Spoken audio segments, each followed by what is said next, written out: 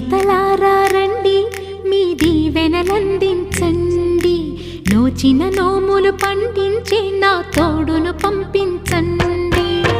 కలలో ఇలలో ఏ కన్నెకి ఇలాంటి పతిరాడనిపించే వరుణ్ణే వరముగా ఇవ్వండి.